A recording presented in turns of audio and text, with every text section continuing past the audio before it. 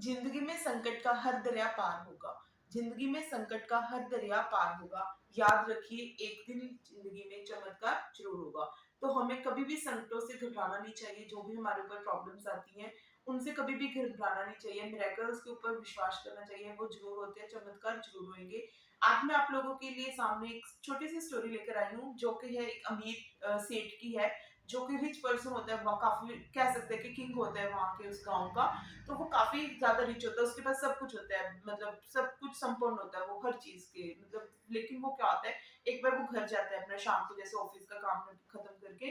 तो वो घर जाके, घर में क्या हो रहा है, सब पूजा हो रखी होती है, लेकिन वो थोड़ा सा नास्तिक होता है, भगवान के ऊपर ज्यादा विश्वास नहीं करता वो। लेकिन हर चीज उसके पास होती है, सब में खुशल होता है, सब खुश होता है, मतलब उसके परिवार से, धन दौलत से, हर चीज से वो खुश होता है।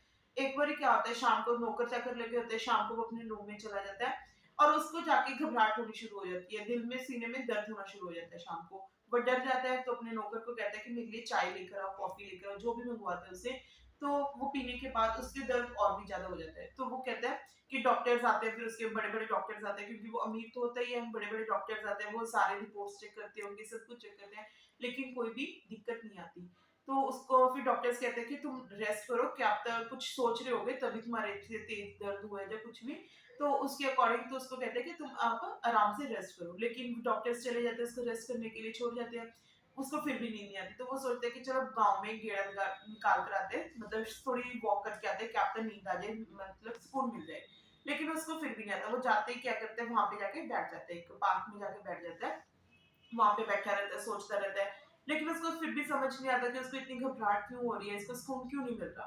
तो वो क्या करता है, वहां पे एक कुत्ता आता है, डॉग आता है, कोई उसकी चप्पल उठा के लेकर जाता है। वो फिर उसके बारे में सोचता है, उससे कहीं ना कहीं उसको क्या, मतलब उससे छीन लेता है अपनी चप्पल भी, चलो वो भी सब कुछ हो गया, लेकिन उसको सुकून नहीं मिलता। कि माइंड डाइवर्ट भी हो गया, लेकिन उसको फिर भी सुकून नहीं मिला। फिर वो उठ के चल पड़ता है कि यहाँ पे बैठने की, रात अंधेरी हो रखी होती है।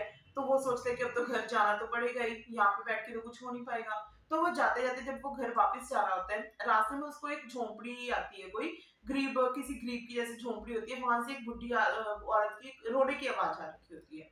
तो पहले सोचते हैं कि मैं घर जाता हूँ उसके, और मैं पूछता हूँ कि क्या हो गया। उसको नहीं पता होता कि किसका घर है, क्या है, उसको कुछ नहीं पता होता। तो वो सोचते हैं कि उसके घर जाके पूछता हूँ, बट वो चुप कर जाता है कि पता नहीं कौन होएगा, क्यों रो रहा है, तो मैं क्यों जाऊं, कि वो तो इतना अमीर पर्सन है, सेठ है वो तो। बट फिर वो सोचते हैं कि इंसानियत के नाते चलो मैं चला जाता हूँ, एक बार देखता तो सो, देखता हूँ कि वहां पे हो क्या रहा है। तो वो वहां पे जाता है और बुढ़ी औरत से पूछते हैं कि आप रो क्यों रहे हो। वहां पे जाके वो देखते हैं, एक वो उसके पास एक बेटी होती है, उसकी लेटी हुई, कोई लड़की लेटी होती है, वो बीमार होती है। तो वो बुढ़ी औरत से पूछते हैं कि आप इतना क्यों रो रहे हो। तो वो कहती है कि मैं अपनी बेटी का ऑपरेशन करवाना है, उसके लिए मेरे पास पैसे नहीं है, और वो उसकी लास्ट स्टेज है, उसको कैंसर की, जो भी उसकी प्रॉब्लम थी।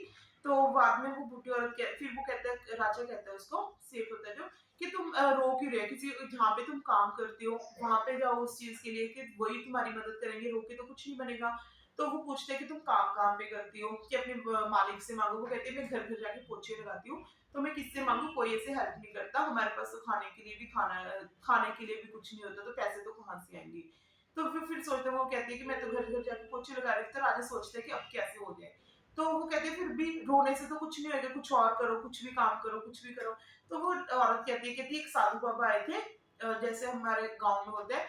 तो एक साधु बाबा आए थे, वो कह के गए थे कि 4 बजे से तुम रोना शुरू कर देना ऊंची ऊंची, और भगवान तुम्हारे पास एक फरिश्ता भेजेगा जो तुम्हारी हेल्प कर देगा। तो कहती मैंने भी ये सोचा कि और तो कुछ कर नहीं पाई मैं, कि रोके ही देख लेती हूँ। वो कहते हैं अंधेरे को तो थोड़ा सा तिनके का भी सहारा हो जाता है अंधेरे को। तो वही चीज उसके साथ हुई। तो वो लेडी कहती है कि मैं सोचा कि चलो रोके देख ले, क्या पता उसकी बात सच हो जाए। तो वो उसके होता है, मतलब सोचते हैं राजा। तो उस वो क्या करते हैं, एकदम से अपने नौकर को फोन करते हैं, अपने मतलब जितनी भी जान पहचान होती है, बड़े बड़े डॉक्टर्स को बुलाते हैं, एम्बुलेंस को बुलाते हैं। उनको कहते हैं कि इस लड़की को ले जाओ और इसका ऑपरेशन करो, जो भी इसको प्रॉब्लम है सारा कुछ ठीक करो, और जो भी खर्चा आएगा वो खुद देगा। तो उस टाइम उसको वो उसकी मदद करके चला जाता है। तो उस टाइम वो सोचता है, हाँ, जो राजा होता है, कि शायद मैं ही उसके लिए फरिश्ता था। कि हमें अपनी दूसरों की, उसको फिर उसके बाद सुकून मिल जाता है सबसे मेन, जो जब उसकी मदद करता है तब सोचता है कि शायद मेरे को तभी सुकून नहीं मिल रहा था, कि क्योंकि वो नास्तिक होता है, भगवान के ऊपर तो विश्वास नहीं करता। तो वो सोचता है कि भगवान के ऊपर तो मैं विश्वास नहीं करता, शायद किसी की मतलब मदद करके ही मेरे को सुकून मिला। तभी कहते हैं कि अगर हमारे पास कुछ है, अगर ना भी है, तो भी अगर जितनी से ज्यादा आप किसी की मतलब हेल्प कर सकते हो एज ए ह्यूमैनिटी, इंसानियत, वर्कहोलिक हो गए, कोई भी है, किसी भी तरीके से अगर आप किसी की मदद कर सकते हो तो उस चीज में उसकी हेल्प करनी जरूरी है। ऐसा नहीं देखना चाहिए कि मेरे पास पैसे नहीं है, मैं नहीं हेल्प कर सकता। जरूरी नहीं होता कि सिर्फ पैसे की हेल्प होती है, और भी बहुत सारी हेल्प होती है जो हम दूसरे इंसान की कर सकते हैं। कहते हैं अगर हम खुद दूसरों की हेल्प करेंगे तभी हमारी कोई हेल्प करेगा, अगर हम कर्म अच्छा करेंगे तभी हमारे साथ अच्छा होगा। ऐसा नहीं होता कि हम दूसरों के साथ हमेशा बुरा करते रहें और हमारे साथ कुछ अच्छा होगा, ऐसा कभी नहीं होता।